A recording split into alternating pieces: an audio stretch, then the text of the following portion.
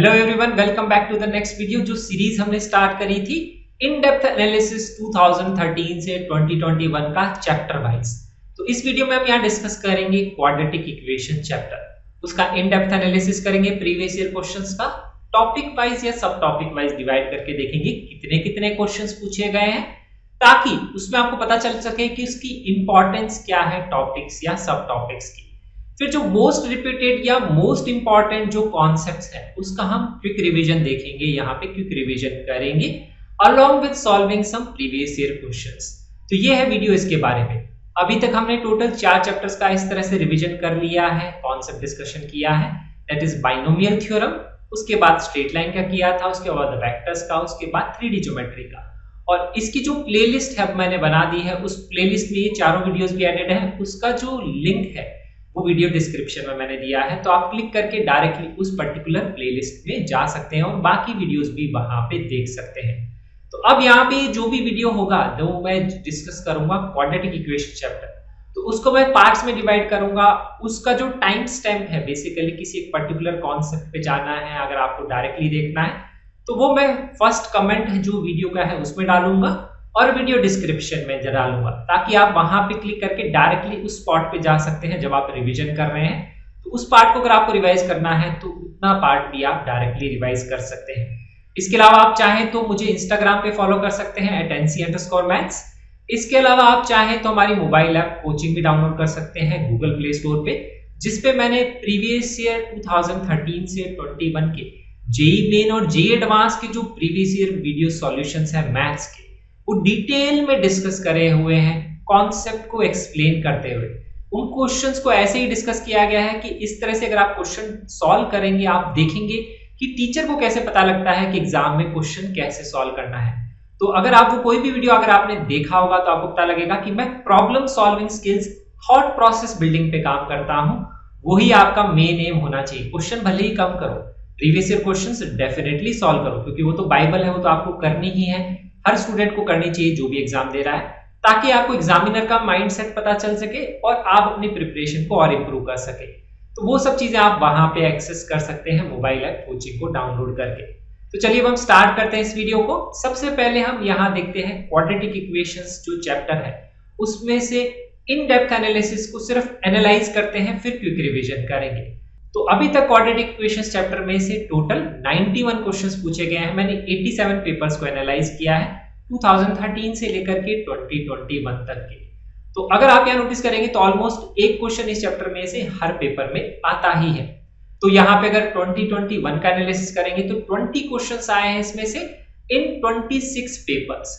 अब इसमें एक क्वेश्चन नहीं आया है, लेकिन ध्यान रखिए आने के चांसेस एक क्वेश्चन के ही रहते हैं, क्योंकि अगर आप ये एनालिसिस देखेंगे तो सिर्फ जो मार्च शिफ्ट है अगर आप उसको देखेंगे तो उसमें सिर्फ 2 क्वेश्चन आए हैं, बाकी में देखिए ऑलमोस्ट एक क्वेश्चन हर पेपर में आया ही है। और इसका जो क्वेश्चंस, प्रीवियस ईयर क्वेश्चंस का जो पीडीएफ का लिंक है वीडियो डिस्क्रिप्शन में दिया है, आप वहां से डाउनलोड करके क्वेश्चंस भी सॉल्व कर सकते हैं। तो ये हो गया इसका ऊपर से एनालिसिस। अब हम देखते हैं इन डेप्थ सब टॉपिक या टॉपिक वाइज एनालिसिस क्या है इस चैप्टर का। तो ये 91 जो क्वेश्चंस है उसका हम ब्रेकअप देखते हैं कैसे उसमें यहाँ पे क्वेश्चंस आए हैं।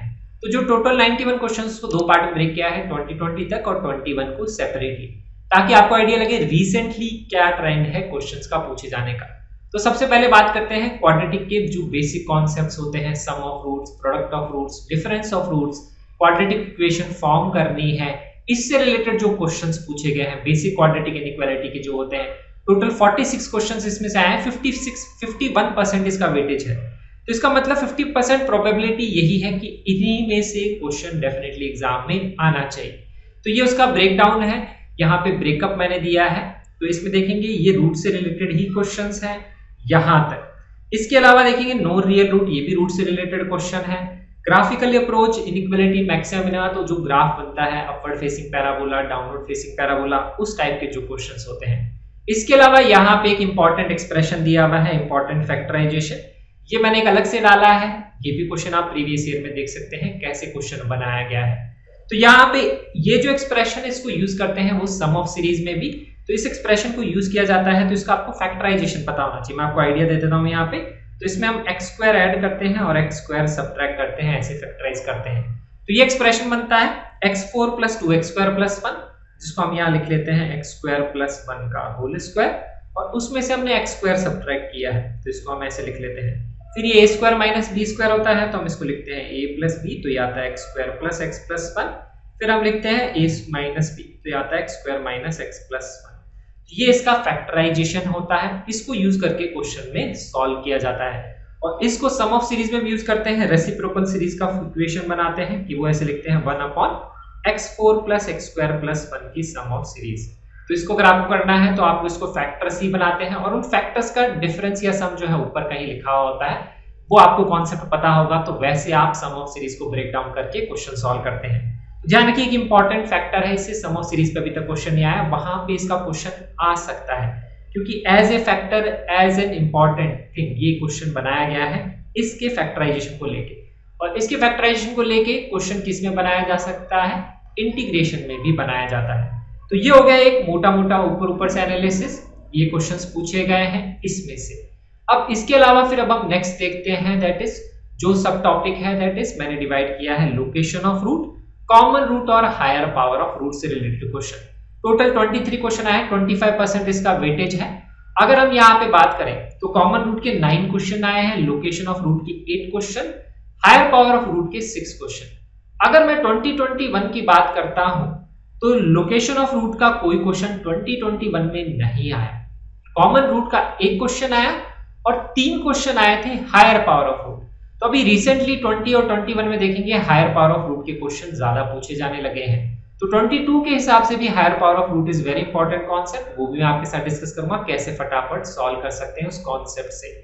और इसी वीडियो में आगे मैं रिवीजन में डिस्कस करूंगा वो जेईई मेन का प्रीवियस ईयर का क्वेश्चन लेके ही, और उसी पे जेईई एडवांस में भी रिपीटेडली क्वेश्चंस बनाए जाते हैं हायर पावर ऑफ रूट। तो ये जो है इंपॉर्टेंट कॉन्सेप्ट है, न्यूटन्स फार्मूला यूज करते हैं, वो कॉन्सेप्ट हम यूज करते हैं।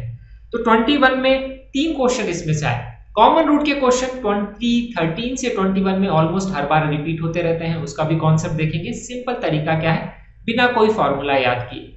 और लोकेशन ऑफ रूट्स देखेंगे, आपको देखेंगे, हम देखेंगे क्या इंपॉर्टेंट केसेस है। 21 में क्वेश्चन नहीं आया, लेकिन मेरे हिसाब से 22 में आने के चांसेस काफी बढ़ जाते हैं।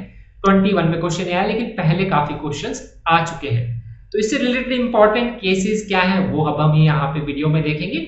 और मैं आपको बताऊंगा उसमें कंडीशंस याद करने की जरूरत नहीं होती, कॉन्सेप्ट क्लियर होगा तो आप आसानी से कंडीशंस अप्लाई कर सकते हैं, कैसा भी क्वेश्चन बनाया जाए। तो इसका वेटेज है 25%। अब ये स्टूडेंट्स को मोस्टली डिफिकल्ट लगता है, इसलिए मैं इसको थोड़ा डिटेल में देखूंगा, क्वेश्चंस डिस्कस करूंगा इस वीडियो में। नेक्स्ट है यहाँ पे उसका ब्रेकडाउन है मिससेलेनियस टाइप। मिससेलेनियस बोल दो या बोल दो क्वाड्रेटिक इन्वॉल्विंग फंक्शंस। अब क्वाड्रेटिक इन्वॉल्विंग फंक्शंस का क्या मतलब है, सिंपल क्वाड्रेटिक होती है ax square plus bx plus c। अगर मैं यहाँ पे क्वाड्रेटिक ऐसे लिख लेता हूँ, a मल्टीप्लाइड बाय x की जगह मैंने लिख लिया फंक्शन का square plus b multiplied by function of x plus c equal to 0। इस तरह के अगर क्वाड्रेटिक बनाया जाए तो इसको मैं बोलता हूँ क्वाड्रेटिक इन्वॉल्विंग फंक्शंस। तो इसमें जो फंक्शंस जनरली यूज किए गए हैं क्वेश्चंस में, सबसे ज्यादा यूज किया गया है मॉड्यूलस फंक्शन, जिस फंक्शन के ऊपर जे एडवांस में भी 2021 में क्वेश्चन आया था, उस पे इंटीजर टाइप का क्वेश्चन बनाया गया था, मॉड्यूलस फंक्शन वहां पे इंक्लूड करके। इसके अलावा एक्सपोनेंशियल लॉगरिथमिक फंक्शन डाल देते हैं, e की पावर x, 2 की पावर x, 3 की पावर x, ऐसे वहां पे डाल देते हैं, या फिर ग्रेटेस्ट इंटीजर फंक्शन, यही ज्यादातर पूछे गए हैं। लेकिन ध्यान रखिए trigonometric function, fractional part function वो भी आ सकते हैं, बट सबसे ज्यादा इंपॉर्टेंट मॉड्यूलस फंक्शन, एक्सपोनेंशियल और ग्रेटेस्ट इंटीजर, यही पार्ट है। इससे रिलेटेड मैं 2-3 क्वेश्चन भी आपको डिस्कस करूंगा, यहाँ पे एक्सप्लेन करूंगा कि कॉन्सेप्ट क्या है। इस पे क्वेश्चन रिपीट होने के चांसेस रहते हैं, मॉड्यूलस पे ज्यादातर क्वेश्चन पूछे गए हैं, तो प्रीवियस ईयर क्वेश्चंस की जरूर उसकी प्रैक्टिस करिएगा, जो पीडीएफ का लिंक है वहां से। तो ये है एक इंपॉर्टेंट पार्ट। तो ऐसे क्वेश्चंस का पता कैसे चलता है, तो ऐसे वाले क्वेश्चंस से आप देखेंगे कांस्टेंट टर्म के अलावा सेम ही फंक्शन रिपीट होता है। जैसे abc तो कांस्टेंट है, उसके अलावा आपको सब जगह e की पावर x दिखेगा, सब जगह log x दिखेगा, सब जगह mod x दिखेगा। इस तरह का जो क्वेश्चंस होते हैं that is quadratic involving functions. और 21 में देखेंगे तो 8 क्वेश्चंस का वेटेज है, बहुत ज्यादा क्वेश्चन इसी में से ही पूछे गए हैं। तो ये भी क्या है, एक इंपॉर्टेंट कॉन्सेप्ट हो जाता है। तो ये हमारा ब्रेकडाउन है। अब इसी के हिसाब से हम जो बाकी का वीडियो है ऐसे ही डिस्कस करेंगे। पहले हम ये डिस्कस करेंगे, फिर इनके कॉन्सेप्ट देखेंगे, फिर इससे रिलेटेड 2-3 इंपॉर्टेंट रिपीटेड कॉन्सेप्ट्स का हम रिवीजन करेंगे। तो इससे रिलेटेड जो टाइम स्टैम्प है वो मैंने यहाँ पे फर्स्ट कमेंट में या वीडियो डिस्क्रिप्शन में लिखा, ताकि उस पर्टिकुलर टाइम स्टैम्प पे क्लिक करके डायरेक्टली आप वहां पे वीडियो के उस पार्ट पे जा सकते हैं। तो चलिए अब हम स्टार्ट करते हैं हमारा क्विक रिवीजन। तो क्विक रिवीजन में सबसे पहले हम देखते हैं क्वाड्रेटिक इक्वेशन के जो रूट्स है उससे रिलेटेड कॉन्सेप्ट क्या है। बेसिक कॉन्सेप्ट आपको पता होंगे। क्वाड्रेटिक ऐसे डिफाइन की जाती है जिसमें ए बी सी कोफिशिएंट्स होते हैं, रियल नंबर होते हैं। क्वाड्रेटिक फॉर्मूला आपको पता है, ये होता है minus b plus minus root D by 2a, जहां पे डी डिस्क्रिमिनेंट होता है बी स्क्वायर माइनस 4ac। और इसके अलावा जो होता है रूट्स अल्फा बीटा अगर होते हैं तो सम ऑफ रूट्स और प्रोडक्ट ऑफ रूट्स डिफाइन कर सकते हैं। इसमें डिफरेंस ऑफ रूट्स का भी फॉर्मूला आप डेफिनेटली ध्यान रखिएगा, root D by mod of A होता है, सिर्फ ए नहीं होता है। क्योंकि इस पे अगर आप देखेंगे 2017-18 तक क्वेश्चंस पूछे गए हैं, बाद में भी क्वेश्चन नहीं आए लेकिन आ सकते हैं। और इस पे जनरली इजी क्वेश्चन ही आता है, तो प्रीवियस ईयर में 3-4 क्वेश्चन है वो आप सॉल्व करके देख लीजिएगा, आपको आइडिया लग जाएगा किस टाइप का क्वेश्चन बनाया जाता है। मोस्टली वैसे ही क्वेश्चंस इसमें फ्रेम किए जाते हैं। तो ये एक इंपॉर्टेंट फॉर्मूला है। कुछ लोग इसको याद भी नहीं रखते हैं, ऐसे बोलते हैं कि सर अल्फा माइनस बीटा का होल स्क्वायर लिख लूंगा, अल्फा प्लस बीटा का whole square minus 4 alpha beta. तो सम ऑफ रूट्स और प्रोडक्ट ऑफ रूट्स की फॉर्म में लिख के भी वो याद रखते हैं, लेकिन फॉर्मूला याद रखेंगे तो एग्जाम में कैलकुलेशन कम होगी, स्पीड ज्यादा बढ़ेगी, क्वेश्चन जल्दी आप सॉल्व कर सकते हैं। इसीलिए मैं ये फॉर्मूला ध्यान रखता हूं। इसके अलावा क्या है, अल्फा बीटा का रूट्स अगर हमें दिए हुए हैं, अगर हमें कोई क्वाड्रेटिक फॉर्म करनी होती जैसे क्वेश्चन आपने क्लास 9th-10th में किए होंगे, तो x square minus alpha plus beta multiplied by x plus alpha beta equal to 0, ऐसे हम क्वाड्रेटिक फॉर्म कर सकते हैं। तो ये हो गए बेसिक कॉन्सेप्ट्स, बेसिक फॉर्मूले। अब हम रूट्स के थोड़ा डीप में जाते हैं। रूट्स के डीप में जाने का मतलब क्या है, यहाँ पे अगर कोफिशिएंट्स को रियल नंबर की जगह मैं कर देता हूँ रैशनल नंबर, तो कौन कंडीशन क्या चेंज होती है, कैसे क्वेश्चन बनाए जाते हैं वो अब हम देखते हैं। तो रैशनल कोफिशिएंट्स के केस में दो तरह से क्वेश्चन बनाए जाते हैं। एक तो क्वेश्चन में पूछा जाता है कि कोफिशिएंट्स लिख देता है रैशनल और आपको बोलेगा कंडीशन बताओ या कोई वैल्यू बताओ कि जिससे इसके रूट्स भी रैशनल होने चाहिए। तो रैशनल कोफिशिएंट्स के केस में ही रैशनल रूट्स का क्वेश्चन बनाया जाता है। तो उसमें कंडीशन होती है discriminant must be a perfect square, क्योंकि अगर ये रैशनल है ये रैशनल है तो अंडर रूट डी जो है अगर ये भी रैशनल हो जाएगा, ये तभी होगा जब डी एक परफेक्ट स्क्वायर होगा, तभी रूट्स रैशनल आएंगे। तो ये कंडीशन होती है, इससे रिलेटेड अब एक क्वेश्चन देखेंगे प्रीवियस ईयर का। इसके अलावा जो दूसरे टाइप का क्वेश्चन बनाया जाता है वो है, कई बार क्या होता है किसी क्वाड्रेटिक का एक रूट दे देता है, वो भी रैशनल रूट देगा p प्लस रूट क्यू, उसमें वो कंडीशन लिख लेगा कोफिशिएंट्स a b c जो है वो रैशनल है, क्वेश्चन में लिखा होगा। दूसरा रूट आपको वो नहीं देगा और ऐसे क्वेश्चन बनाए जाते हैं। तो ध्यान रखिए दूसरा root automatically p minus root q हो जाता है, जैसे आप यहाँ पे देख सकते हैं प्लस रूट डी और माइनस रूट डी। अगर ये इरेशनल नंबर रहा तो ये वैसा का वैसा ही रहेगा, एक में प्लस में आएगा और एक में माइनस में आएगा, इसीलिए प्लस रूट क्यू और माइनस रूट क्यू की फॉर्म में वहां पे ये कॉन्जुगेट रूट्स होते हैं। अब देखते हैं इससे रिलेटेड दो जेईई मेन के क्वेश्चन। पहला 2019 का क्वेश्चन देखिए, क्वेश्चन में लिखा है P Q belongs to rational. वैसे जब एग्जाम में क्वेश्चन आया था तो वहां रियल लिखा था, इसलिए वो क्वेश्चन बोनस हो गया था, लेकिन अगर रैशनल लिखा हुआ है और लिखा हुआ है एक रूट 2 माइनस रूट 3 है, तो आप डायरेक्टली बोल सकते हैं इस क्वाड्रेटिक का दूसरा रूट क्या होगा, 2 प्लस रूट 3 होगा। अभी मैंने आपको बताया कॉन्जुगेट पेयर होते हैं, p प्लस रूट क्यू और p माइनस रूट क्यू। फिर आप अल्फा प्लस बीटा से p निकाल लेंगे, अल्फा बीटा से q निकालेंगे और p और q आ जाएगा, तो आप चारों में से कोई भी क्वाड्रेटिक डिस्कस कर सकते हैं, सॉल्व कर सकते हैं कि कौन सा आंसर आपका सेटिस्फाई करेगा। अब यहाँ पे इस तरह का क्वेश्चन और कैसे बनाया जाता है ये मैं आपको बता देता हूं। तो क्वेश्चन में ऐसे लिखा हुआ होता है कि एक वैल्यू है x की 2 माइनस रूट 3, उसको अगर आपको पुट करना है किसी एक अलजेब्रिक एक्सप्रेशन में, एक्सप्रेशन आपको इस तरह से लिख सकता है x4 plus 5x³ plus 3x square plus x plus 6, ऐसे कुछ एक्सप्रेशन वो लिख सकता है। ये एक हाइपोथेटिकल एक्सप्रेशन लिख रहा हूं। इस तरह के क्वेश्चन अगर आपने देखे होंगे, क्वेश्चन किए होंगे प्रीवियस ईयर, तो कॉम्प्लेक्स नंबर में क्वेश्चन बनाया जाता है जिसमें 2 प्लस आइटा रूट 3 ऐसा कुछ वहां पे लिख देता है और बोलता है कि x की वैल्यू यहाँ पे वो पुट करो और उससे जो आंसर आएगा वो आपको बताना है। तो इस तरह का क्वेश्चन जो है कॉम्प्लेक्स नंबर में भी आया हुआ है, ऐसा क्वेश्चन क्वाड्रेटिक में भी आ सकता है कि आप x की जगह ये वैल्यू पुट करो और इस एक्सप्रेशन को इवैल्यूएट करो। तो वैसे वाले क्वेश्चंस में इसकी वैल्यू पुट करके इवैल्यूएट करना मुश्किल होता है, कैलकुलेशन ज्यादा होती है। इसका एक फास्ट तरीका होता है, हमें जो वैल्यू दी हुई होती है उससे हम x में क्वाड्रेटिक बना लेते हैं। कैसे बना लेते हैं, इसकी वैल्यू लिखते हैं 2 माइनस रूट 3 और x माइनस 2 लिख के इसको होल स्क्वायर करके यहाँ पे x में बन जाती है क्वाड्रेटिक। जैसे यहाँ पे सॉल्व करके आएगा x square minus 4x plus 1। तो अब हम यहाँ पे क्या करते हैं, हमें ये वैल्यू पुट करके इसमें आंसर निकालना है। तो हम बोलते हैं कि यहाँ पे इस वाली वैल्यू से हम डिवाइड करेंगे इस वाले एक्सप्रेशन को जिसमें ये वैल्यू पुट करनी है। तो इस एक्सप्रेशन को डिवाइड करेंगे, मतलब x square minus 4x plus 1 से इसको करेंगे हम यहाँ पे डिवाइड। और इससे जो डिवाइड करने पे जो रिमाइंडर होता है आंसर, वही हमारे इस क्वेश्चन का आंसर होता है। ऐसे हम सॉल्व करते हैं। तो यहाँ पे क्या आता है, दो वैल्यूज आती है, एक आता है क्वोशिएंट और एक आएगा यहाँ पे नीचे रिमाइंडर। तो यहाँ पे रिमाइंडर ही आंसर क्यों आता है, क्योंकि इस पूरे एक्सप्रेशन को हम लिख सकते हैं that is x² - 4x + 1 multiplied by quotient plus remainder, ऐसा हम लिख सकते हैं। तो यहाँ पे this multiplied by quotient plus remainder लिखेंगे तो देखिए उससे क्या आएगा, यहाँ आएगा x² - 4x + 1 मल्टीप्लिकेशन में आएगा क्वोशिएंट प्लस में आएगा रिमाइंडर। तो यहाँ पे अगर इसको मैं इसके फॉर्म में ऐसे लिख सकता हूं, तो अगर मैं x की जगह पुट करूंगा 2 - √3, तो यहाँ 2 - √3 पुट करूंगा और ये इसके बराबर है, इसका मतलब मैं यहाँ 2 - √3 पुट करूं और यहाँ 2 - √3 पुट करूंगा तो ये वैल्यू आ जाएगी 0, क्योंकि ये इसी का रूट है। तो यहाँ से हमारे रिमाइंडर की वैल्यू आ जाएगी और वही क्वेश्चन का आंसर होगा। तो ऐसे भी क्वेश्चन बनाया जाता है, ऐसा क्वेश्चन कॉम्प्लेक्स नंबर्स में भी बनाया जाता है। तो इस तरह से इरेशनल रूट से रिलेटेड इंपॉर्टेंट कॉन्सेप्ट है जिसपे क्वेश्चन एग्जाम में आ सकता है। एक और क्वेश्चन देखते हैं, जेईई मेन का ही क्वेश्चन है, जिसपे हमें यहाँ पे लिखा हुआ है क्वेश्चन में किसके रैशनल रूट्स हैं। जैसे यहाँ पे लिखा हुआ है the roots of quadratic equation are rational numbers, और इसके केस पे हमें बतानी है इंटीग्रल वैल्यूज ऑफ अल्फा। तो अल्फा की इंटीग्रल वैल्यूज बतानी है, तो नोटिस करिए कोफिशिएंट्स ऑलरेडी रैशनल ही हैं और अल्फा भी रैशनल ही होगा, क्योंकि इंटीग्रल बतानी है वो भी पॉजिटिव इंटीजर की वैल्यू। तो रैशनल रूट्स की कंडीशन क्या होती है, discriminant must be a perfect square. तो सबसे पहले आपको डिस्क्रिमिनेंट ही निकालना है, b² - 4ac करेंगे तो 121 - 24 अल्फा आ जाएगा।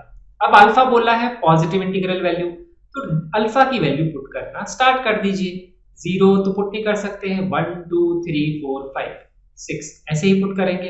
तो अगर आप यहाँ पुट करेंगे तो आपको मैक्सिमम वैल्यू अल्फा कितनी देखनी है, वो अगर आपको आइडिया लगाना है, इसमें अल्फा की वैल्यू कैलकुलेट करना आसान है, कितनी होगी, यहाँ पे कितनी ही पूछी है।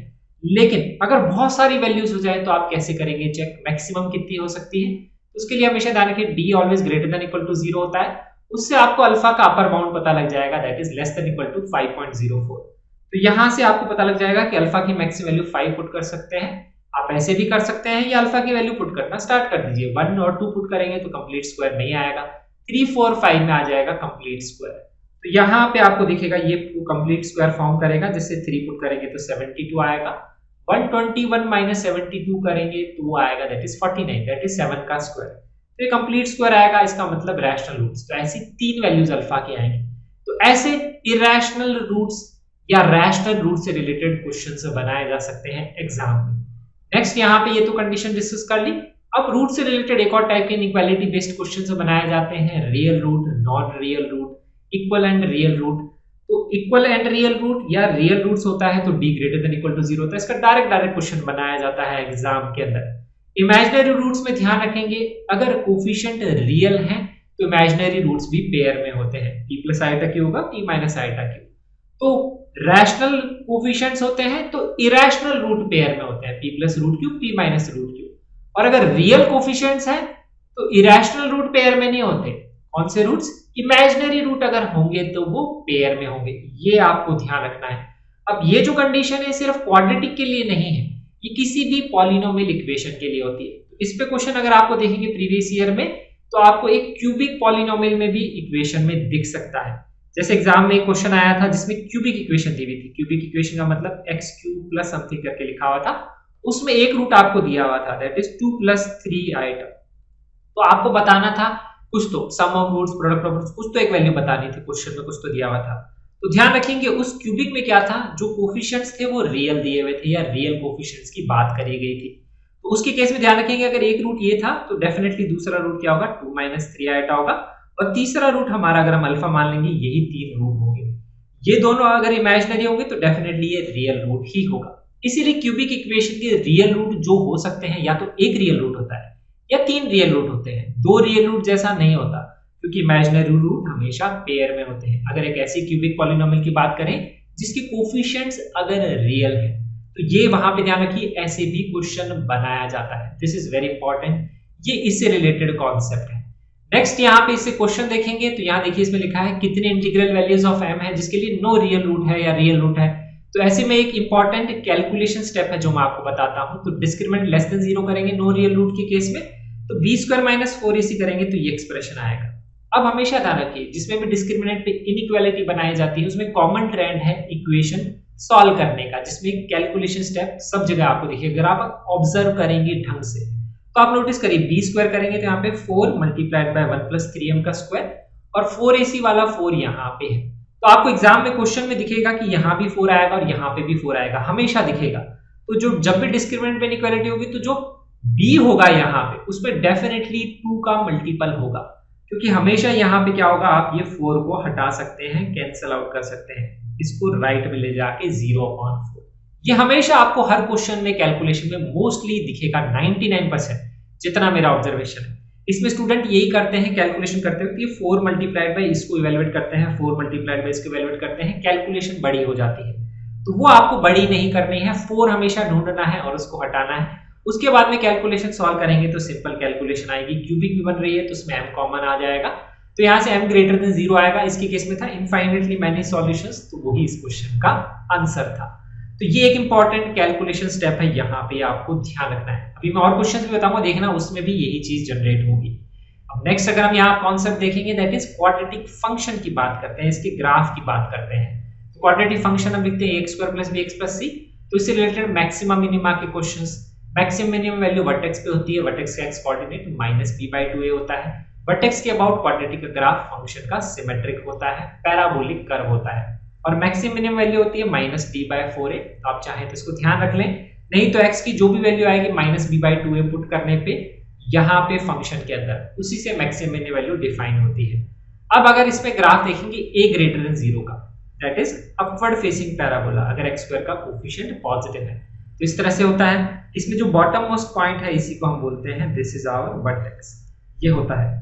तो किसी भी क्वाड्रेटिक के फंक्शन के ग्राफ के 3 केस होते हैं, इसमें है 2 रियल रूट, एक होता है सिंगल रियल रूट और रिपीटेड रूट, तो उसमें वर्टेक्स पे ही वो रूट है। तीसरा केस होता है जब नो रियल रूट, जिसमें क्वाड्रेटिक का ग्राफ अबव दी एक्स एक्सिस मैंने बनाया अगर a ग्रेटर देन 0 के लिए। अगर a लेस देन 0 देखेंगे तो उसमें सेम 3 ग्राफ बनेंगे, सिर्फ डाउनवर्ड फेसिंग नीचे की तरफ।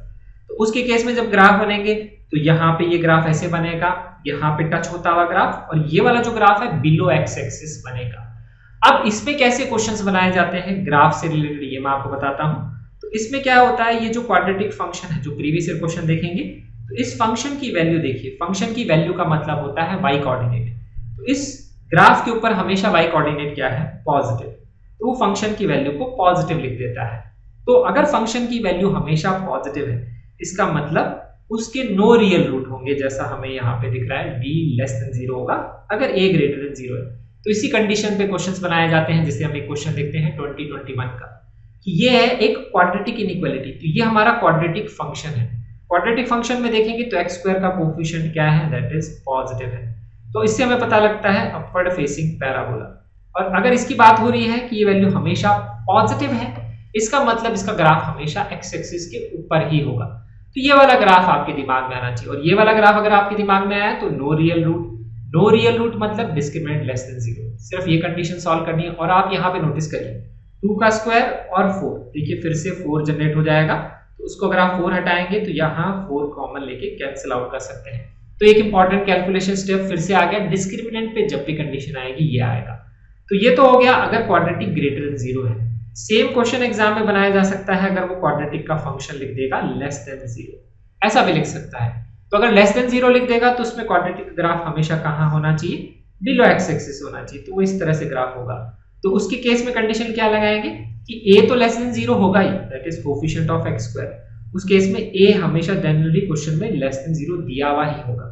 और दूसरी कंडीशन लगाएंगे डिस्क्रिमिनेंट भी लेस देन 0 होगा, ये कंडीशन हमें अप्लाई करनी होती है।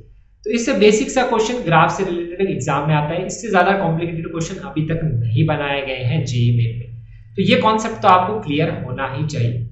नेक्स्ट अब हम देखते हैं इंपॉर्टेंट कॉन्सेप्ट। तो वो पार्ट हमने कंप्लीट कर लिया है, क्वाड्रेटिक के roots, function, graph, maximum minimum value. उसके बाद में आप एप्लीकेशन ऑफ डेरिवेटिव्स के कॉन्सेप्ट अप्लाई कर सकते हैं।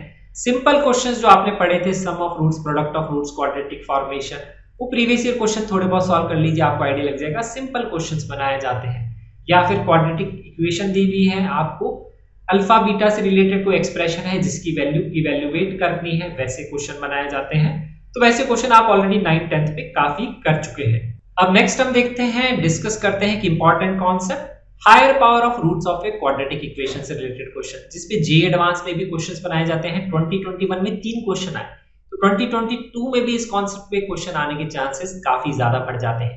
तो क्वेश्चन ऐसा होता है, देखिए ax square plus bx plus c equal to 0।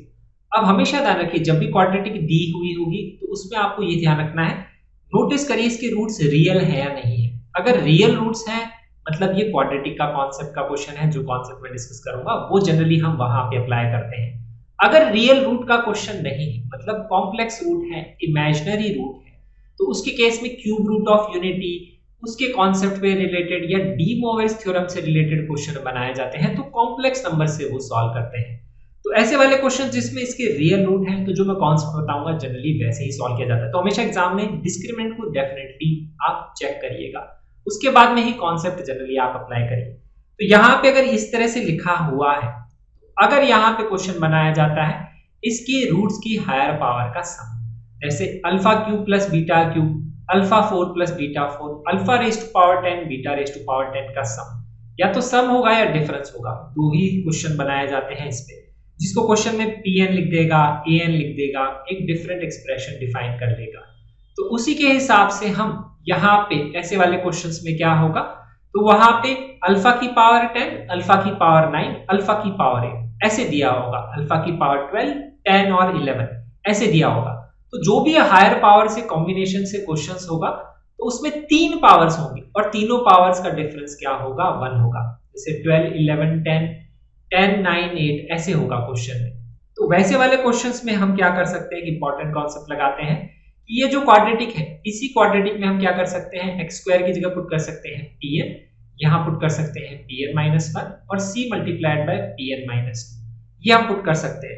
तो pn बेसिकली क्या डिनोट करता है, इसमें आएगी अल्फा की पावर n, pn-1 डिनोट करता है, इसमें अल्फा की पावर आएगी n-1, pn-2 डिनोट करता है, इसमें अल्फा की पावर आएगी n-2। यही तो है, यहाँ पे pn के हिसाब से देखेंगे, बीटा की भी वही पावर आएगी। लेकिन अगर आप नोटिस करेंगे रूट्स की पावर 1, 1, 1 रिड्यूस हो रही, और 3 कॉन्सेक्यूटिव पावर्स है रूट्स की, 3 कॉन्सेक्यूटिव पावर्स पे ही जनरली क्वेश्चन बनाया जाता है। तो 3 कॉन्सेक्यूटिव पावर है रूट्स की 1, 1 से रिड्यूस हो रही है। और अगर आप ओरिजिनल क्वाड्रेटिक में देखेंगे तो उसमें भी ऐसा ही है, x की पावर 2, x की पावर 1, x की पावर 0। मैं इसको ऐसे ध्यान रखता हूं। तो यहाँ पे जो भी अल्फा और बीटा की पावर का सम या सब्ट्रैक्शन होगा, उसकी भी पावर आपको 1 से रिड्यूस करनी है। वो एक्सप्रेशन क्वेश्चन में लिखा होता है, उससे आप ये एक्सप्रेशन डायरेक्टली लिख सकते हैं। तो जैसे हम एक क्वेश्चन देखते हैं यहाँ पे, जेईई में 2013 में भी आया, 15 में भी आया, 21 में भी आया, यही सेम एक्सप्रेशन। तो इसमें हमें देखिए an लिखा हुआ है, अल्फा की power n plus minus beta की पावर n, प्लस भी हो सकता है माइनस भी हो सकता है क्वाड्रेटिक में। a10, a9, a8, तो पावर जो है 10 है, 9 है, 8 है, 1, 1 से रिड्यूस हो रही है। क्वाड्रेटिक में भी देखेंगे तो x स्क्वायर है, यहाँ पे x की पावर 1 है, यहाँ पे x की पावर क्या है, 0 है। तो अब मुझे पता है मैं इसी क्वाड्रेटिक एक्सप्रेशन को यूज करके a10, a9 और a8 में एक्सप्रेशन लिख सकता हूं। तो यहां मैं लिख सकता हूं a10, यहां a9 और यहां a8, 1, 1, 1 पावर रिड्यूस करके। तो डायरेक्टली मैंने ये एक्सप्रेशन लिख लिया और इसी से रिलेटेड यहां क्वेश्चन है a10 - 2 a8। तो a10 - 2 a8 को मैं एक तरफ लिख लूंगा, 6a9 को इधर ले जाऊंगा, मुझे 2a9 नीचे चाहिए, तो 2a9 यहां ले जाऊंगा तो बच जाएगा यहां 3। तो डायरेक्ट आंसर आ जाएगा। तो ये डायरेक्ट कॉन्सेप्ट है, डायरेक्ट इंपॉर्टेंट फॉर्मूला है जिसको आप ध्यान रख सकते हैं। जो क्वाड्रेटिक है उसमें जो x की पावर ज्यादा है, फिर कम है, फिर कम है, वो 1, 1 का डिफरेंस है। सेम तरह से कोफिशिएंट्स जो यहाँ पे क्वेश्चन में बनाए जाते हैं अल्फा बीटा की पावर, उसमें भी 10, 9, 8 इस तरह से कॉन्सेक्यूटिव टर्म्स होती है। तो उसी क्वाड्रेटिक में आप 10, 9, 8 यहाँ पुट कर दीजिए, an वो आप डायरेक्टली एक्सप्रेशन लिख सकते हैं। तो एक इंपॉर्टेंट कॉन्सेप्ट, इससे क्या होता है, क्वेश्चन सेकंड्स में सॉल्व हो जाता है। तो ये कॉन्सेप्ट भी आपको ध्यान रखना चाहिए। और इससे रिलेटेड जे एडवांस में भी क्वेश्चंस काफी बनाए जाते हैं, अगर आपने प्रीवियस ईयर क्वेश्चंस देखे होंगे तो। अब हम यहाँ पे डिस्कस करते हैं next important concept, that is common roots का कॉन्सेप्ट, जिसपे भी प्रीवियस ईयर में काफी क्वेश्चंस दिखेंगे। तो इसमें दो कॉन्सेप्ट हैं, दो कॉमन रूट है क्वाड्रेटिक के या एक कॉमन रूट है। पहला केस अगर हम देखेंगे, दो कॉमन रूट का मतलब होता है दोनों क्वाड्रेटिक इक्वेशंस आइडेंटिकल हैं। आइडेंटिकल का मतलब कोफिशिएंट ऑफ x स्क्वायर का रेशियो और कोफिशिएंट ऑफ x का रेशियो और कोफिशिएंट ऑफ कांस्टेंट टर्म या कांस्टेंट टर्म का रेशियो इक्वल होगा। बस ध्यान ये रखना है, इसमें कांस्टेंट टर्म जो है इक्वल टू के दोनों लेफ्ट में होनी चाहिए, दोनों राइट में। ऐसा नहीं हो कि एक लेफ्ट में और एक राइट में, वो मिस्टेक नहीं करनी है। अब इससे रिलेटेड एग्जाम में कैसे क्वेश्चंस आता है, कब लिखा होता है क्वेश्चन में दो रूट आइडेंटिकल होंगे? क्वेश्चन में ऐसा कभी डायरेक्टली नहीं लिखा होता कि दोनों रूट आइडेंटिकल होते हैं, तो फिर हमें कैसे पता लगता है? तो वैसे वाले क्वेश्चंस में देखिए 2013-14 में इस पे क्वेश्चंस आए थे। क्वेश्चन में ऐसा लिखा हुआ था कि ये क्वाड्रेटिक है और एक ये क्वाड्रेटिक है, इसमें ABC इसमें लिखा हुआ है एक कॉमन रूट। क्वेश्चन में नहीं लिखा हुआ दो कॉमन रूट, क्वेश्चन में एक ही कॉमन रूट लिखा हुआ है। तो आपको बताना है ABC का रेशियो क्या होगा। हमेशा ध्यान रखिए एक कॉमन रूट में एक से ज्यादा वेरिएबल की कैलकुलेशन नहीं आती है। रेशियो आएगा तो दो वैल्यूज का ही आएगा, तीन का नहीं आएगा। तो ऐसे क्वेश्चंस में आपको यहाँ पे पता लग जाना चाहिए कि दो ही कॉमन रूट का क्वेश्चन है। आइडिया कैसे लगाते हैं? जो भी क्वाड्रेटिक आपको दी हुई है उसका डिस्क्रिमिनेंट निकालिए। इसका डिस्क्रिमिनेंट लेस देन 0 आएगा, मतलब नॉन रियल रूट, मतलब इमेजिनरी रूट। इमेजिनरी रूट से हमें ये पता लगता है क्योंकि कोफिशिएंट्स क्या है, रियल है 2, 3, 4, और इमेजिनरी रूट्स किस में होते हैं, पेयर में होते हैं। तो रियल कोफिशिएंट्स से इमेजिनरी रूट्स पेयर में होंगे। तो अगर मैं इसके रूट्स की बात करता हूं तो इसके रूट होंगे अगर p प्लस आइटा क्यू, तो दूसरा रूट होगा p माइनस आइटा क्यू, यही होगा। और जो दूसरी क्वाड्रेटिक है उसके भी देखिए रियल कोफिशिएंट लिखे हुए हैं और इसमें एक रूट कॉमन है। तो अगर हम मान लेते हैं एक root common p plus iota q है, तो इसका डेफिनेटली दूसरा रूट क्या होगा, p माइनस आइटा क्यू होगा, क्योंकि इसके रियल कोफिशिएंट्स हैं। रियल कोफिशिएंट्स में कॉन्जुगेट रूट पेयर में होते हैं।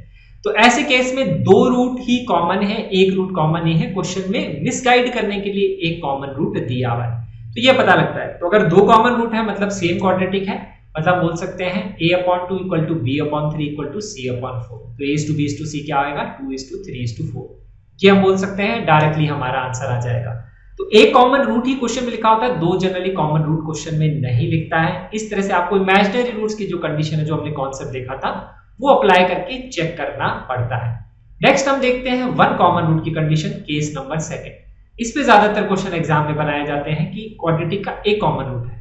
एक कॉमन रूट को सॉल्व कैसे किया जाता है, आपको कंडीशन तो मोस्टली पता ही होगी कि कॉमन रूट अगर अल्फा है तो इसको सेटिस्फाई करेगा, इसको भी करेगा, तो ये दो इक्वेशन बन जाएगी क्वाड्रेटिक की। और इसको फिर हम सॉल्व कैसे करते हैं, क्रेमर्स रूल से या फिर क्रॉस मल्टीप्लिकेशन मेथड से हम ये कुछ बड़ा सारा एक्सप्रेशन लिखते हैं। ये एक्सप्रेशन आप चाहें तो याद रख सकते हैं, क्रॉस मल्टीप्लिकेशन से लिखा जाता है। अल्फा स्क्वायर जब लिखते हैं तो b1c2 माइनस b2c1 आता है नीचे। अल्फा जब लिखते हैं तो यहाँ माइनस साइन आता है, जैसे डिटरमिनेंट में होता है सेकंड टर्म के लिए, तो माइनस अल्फा के लिए आता है a1c2 माइनस a2c1 नीचे। फिर c1 के लिए कांस्टेंट के लिए लिखते हैं तो यहाँ 1 लिखते हैं और यहाँ आता है a1b2 माइनस a2b1, ये हम यहाँ पे लिखते हैं। इस तरह का कॉन्सेप्ट जो है क्रॉस मल्टीप्लिकेशन मेथड, जो आपने पढ़ा होगा क्लास 9th में मेरे हिसाब से डिस्कस किया जाता है, जिसमें a1x plus b1y plus c1, a2x plus b2y plus c2 equal to 0 को सॉल्व करने का तरीका। ये वही तरीका है, x की जगह अल्फा स्क्वायर है, y की जगह अल्फा है। अब चाहे तो ये फॉर्मूला याद रख सकते हैं, आप अप्लाई कर सकते हैं एग्जाम में, लेकिन मैं आपको बताता हूँ बिना इसके फॉर्मूले के याद करे भी आप ये क्वेश्चन में सॉल्व कर सकते हैं। तरीका क्या है, देखिए क्वेश्चन देखते हैं 2020 का।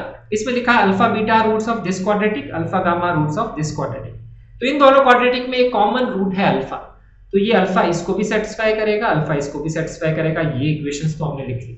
अब इसके बाद में आप चाहें तो क्रॉस मल्टीप्लिकेशन मेथड या जो क्रेमर्स रूल का फॉर्मूला है वो अप्लाई कर लें। गलती ये मत करना, कांस्टेंट दोनों इक्वल टू के लेफ्ट में होना चाहिए, वैसे ही फॉर्मूला अप्लाई करना है। मैं बिना फॉर्मूला अप्लाई कैसे करता हूं ये मैं आपको बताता हूं। तो उसका तरीका क्या होता है, हमेशा इस तरह से आप बनाएंगे, दो क्वाड्रेटिक आपको दी हुई होगी, इसका कॉमन रूट हम निकालते हैं। जो फॉर्मूला हमने लिखा ना पहले अभी, उससे कॉमन रूट अल्फा ही निकाला जाता है। तो उसका तरीका क्या है, उसके लिए हम इसको वैसे सॉल्व करने की जरूरत क्या है, हम क्या करेंगे, अल्फा स्क्वायर एलिमिनेट करेंगे तो अल्फा की वैल्यू आ जाएगी। तो इसको मैं 3 से मल्टीप्लाई करूंगा और सेकंड सबट्रैक्ट करूंगा, तो 3 अल्फा स्क्वायर कैंसिल, तो सिर्फ अल्फा की टर्म इक्वेशन बनेगी, -3 अल्फा प्लस 6 अल्फा, और सबट्रैक्ट ये करेंगे तो +10 alpha minus 27 alpha equal to 0 right में है।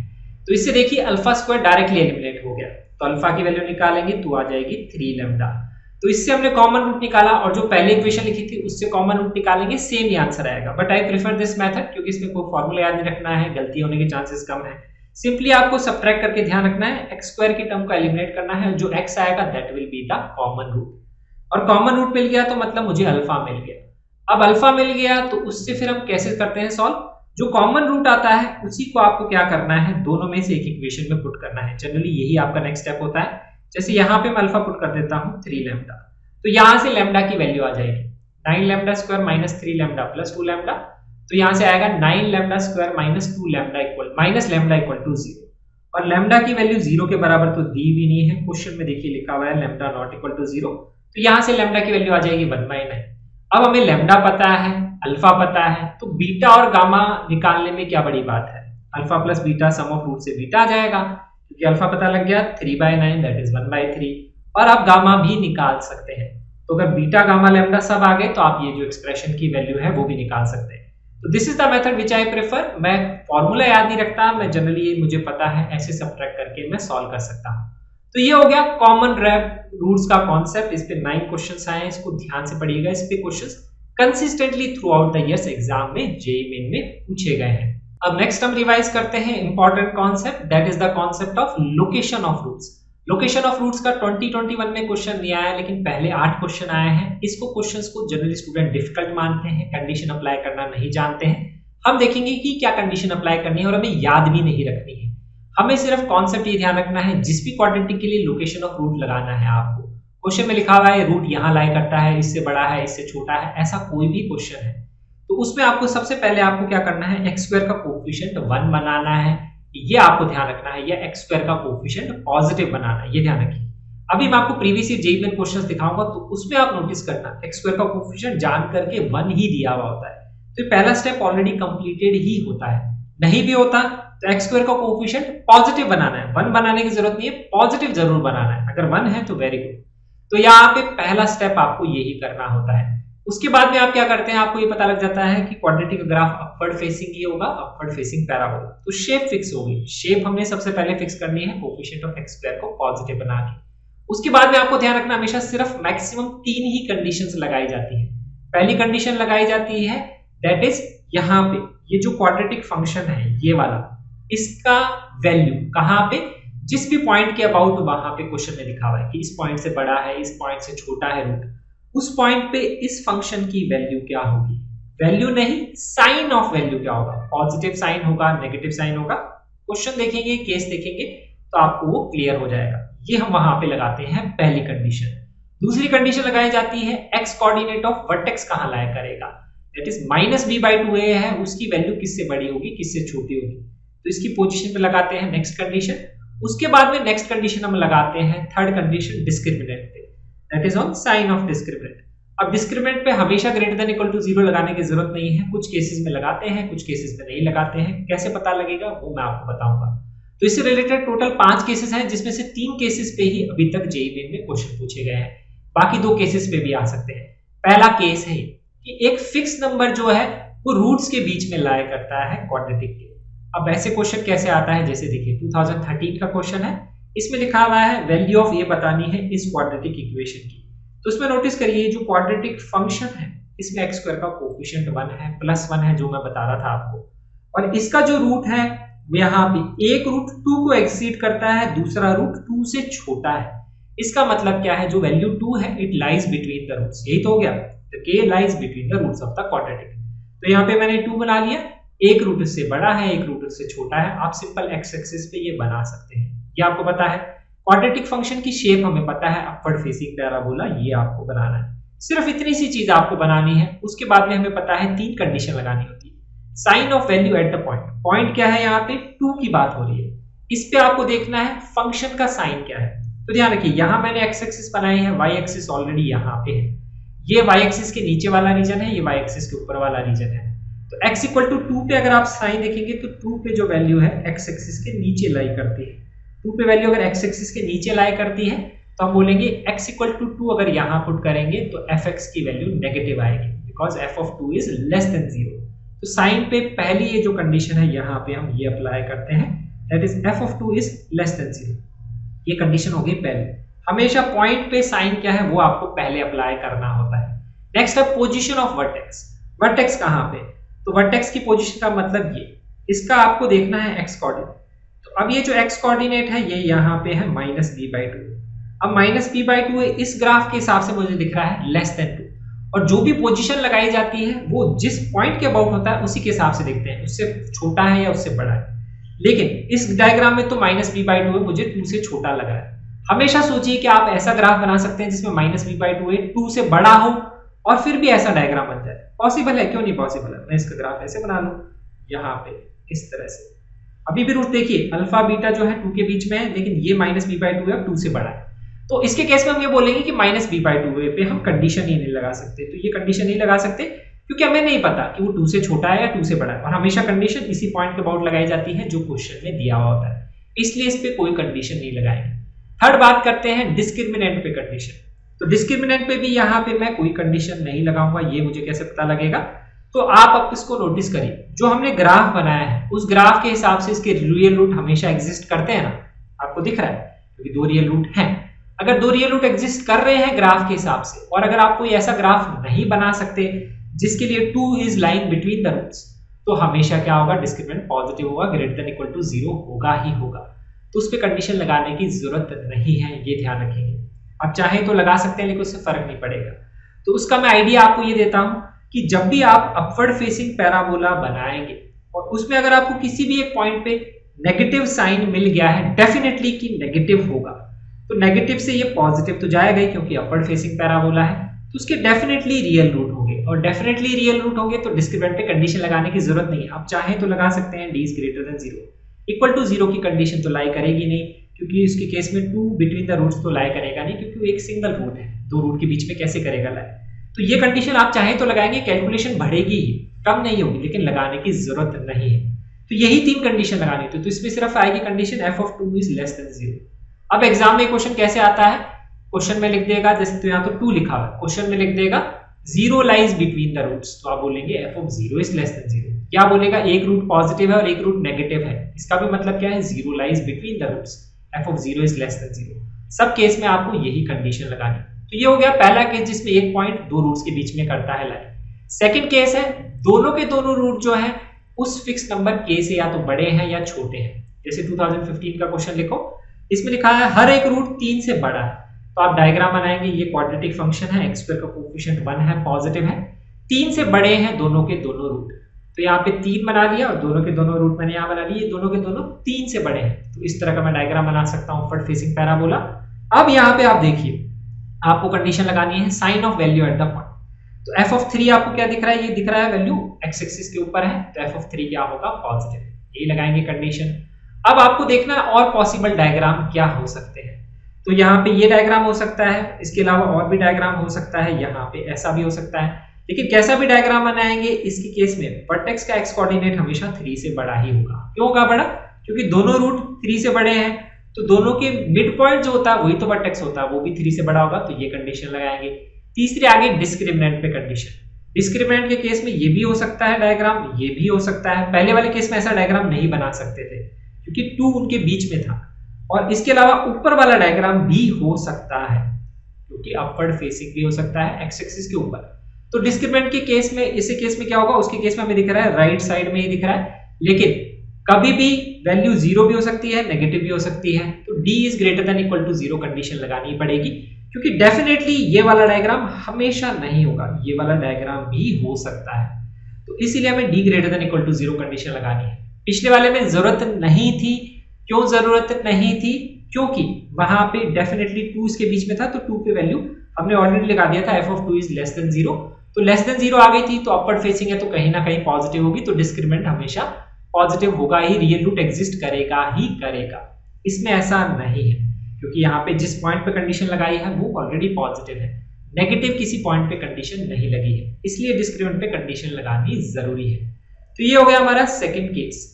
अब ये हो गया क्वेश्चन। अब आपको इन तीनों इनइक्वालिटी को सॉल्व करके जो आंसर आता है उसका इंटरसेक्शन लेना होता है, वो आपका आंसर आता है, कैलकुलेशन आप कर लेना। नेक्स्ट है थर्ड केस।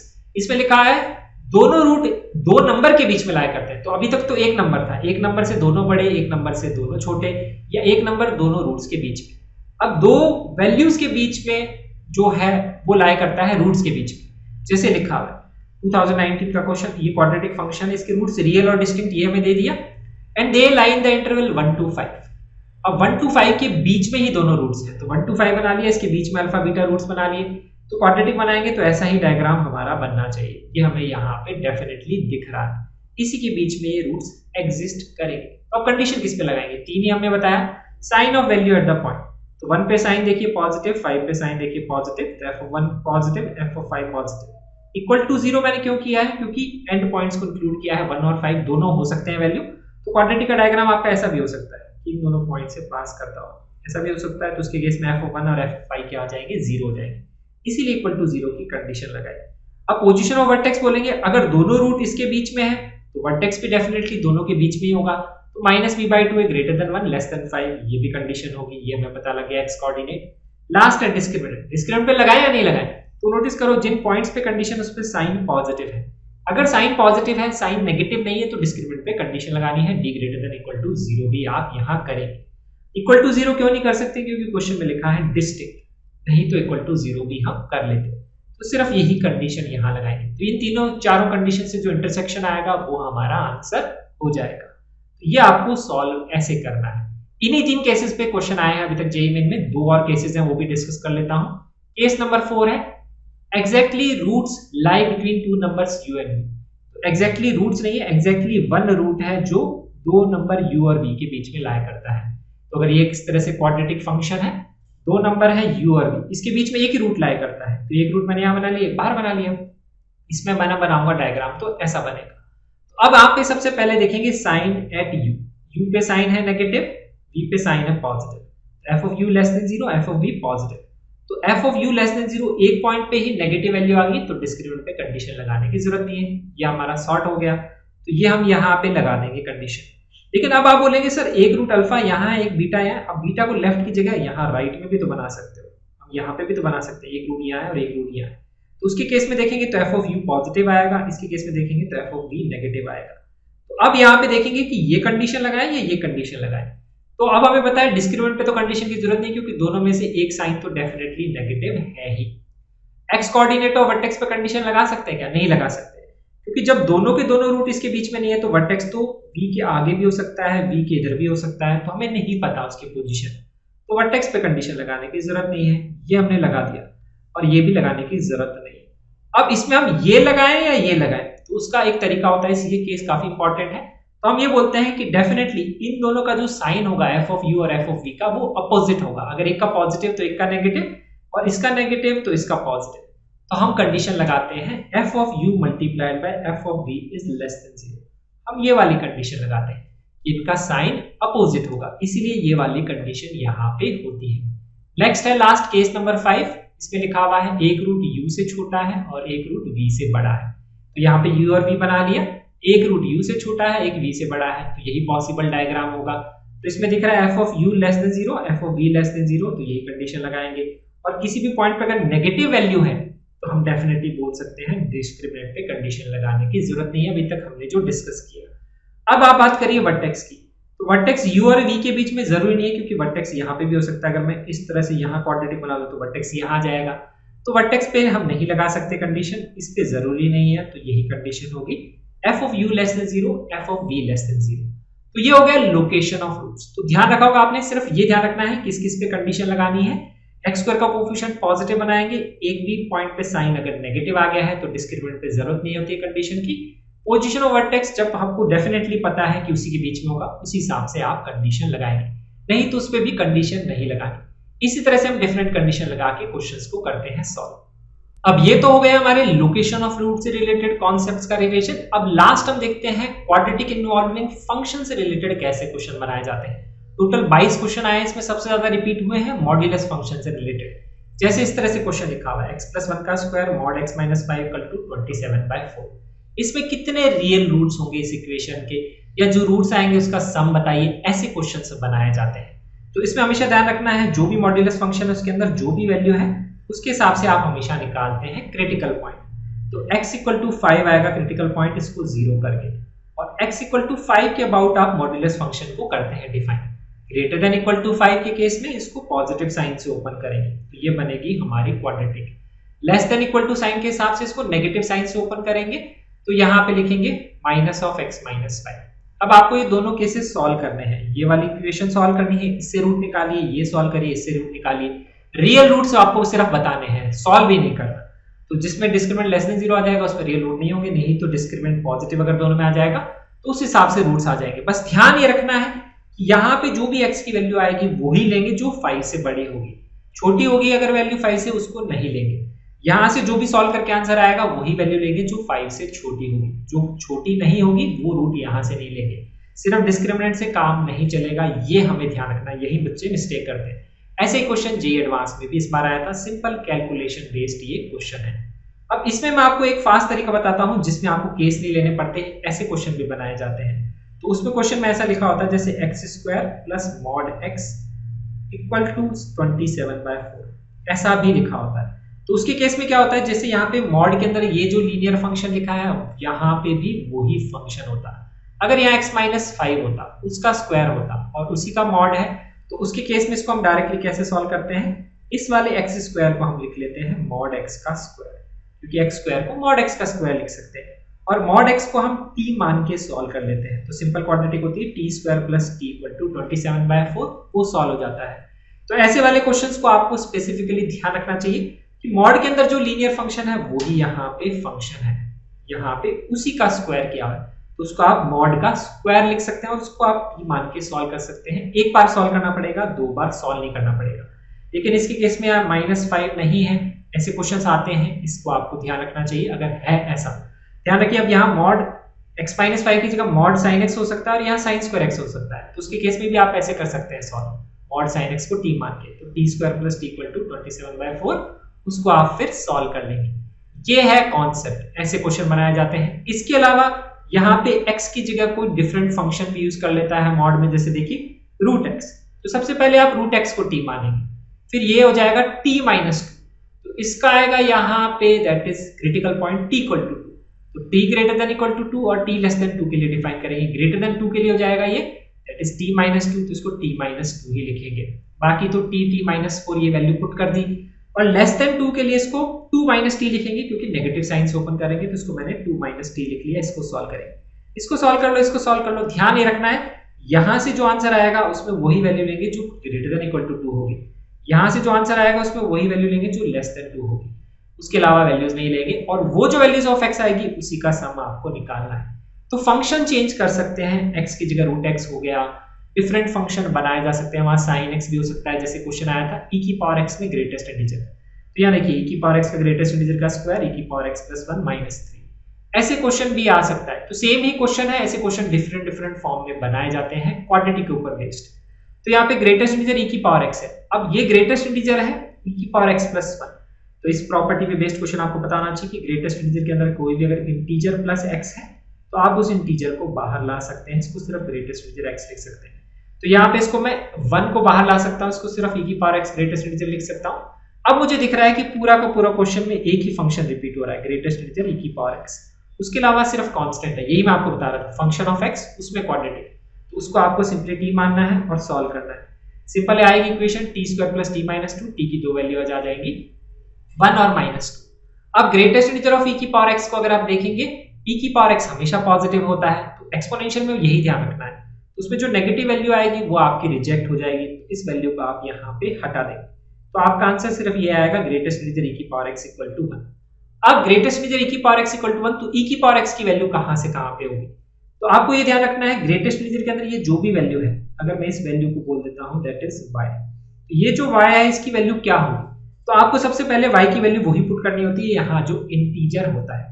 अगर यहाँ पे वैल्यू 1.5 आ जाती तो वैसे ही रिजेक्ट हो जाती, क्योंकि ग्रेटेस्ट इंटीजर कभी भी फ्रैक्शन के बराबर हो ही नहीं सकता। तो y की आपको हमेशा वैल्यू वही पुट करनी है 1, सबसे पहले वही वैल्यू, फिर 1 से बढ़ाते हुए जाइए और 1 से पीछे की तरफ जाइए, 1 से बढ़ाएंगे 1.9 तो भी ग्रेटेस्ट इंटीजर 1 ही आना है। तो हमें दिख रहा है 1 से लेकर के 2 तक जा सकते हैं, 1 से कम कर देंगे अगर y की वैल्यू तो 0 आ जाएगा ग्रेटेस्ट इंटीजर, तो हमें पता लग जाएगा e⁻x जो है, जो y है वो 1 से लेकर के 2 हो सकता है, 2 ओपन इंटरवल, तो इससे आप फिर x डिफाइन कर सकते हैं, वो आ जाएगा ln1 से ln2, उसी तरह से क्वेश्चन में आंसर दिया हुआ था, ln1 0 होता है, जो 0 से ln2, उस तरह से वहां पे आपका आंसर आ जाएगा। तो ये हो गया हमारा क्वाड्रेटिक इक्वेशंस के इंपॉर्टेंट कॉन्सेप्ट्स का revision, previous year JEE Main analysis in depth में हमने देख लिया, location of roots, common roots, higher power of roots और एक क्वाड्रेटिक इन्वॉल्विंग फंक्शन। ये डिफिकल्ट कॉन्सेप्ट्स नहीं है, सिर्फ प्रीवियस ईयर क्वेश्चन करिए, बेसिक कॉन्सेप्ट्स को ध्यान रखिए, और उससे पहले भी हमने बेसिक कॉन्सेप्ट कवर किए जिसपे कैसे क्वेश्चन बनाए जा सकते हैं, कैलकुलेशन का कहाँ ध्यान रखना है। तो ये हो गया हमारा इस वीडियो का कंप्लीशन। अगर आपको ये वीडियो अच्छा लगा हो तो लाइक जरूर करिएगा, शेयर जरूर करिएगा अपने फ्रेंड्स के साथ में, ताकि मैं जब नेक्स्ट वीडियो बनाऊं तो मैं और मोटिवेशन से और अच्छे वीडियोस बना सकूं। Thank you so much for watching this video and I will see you in the next video.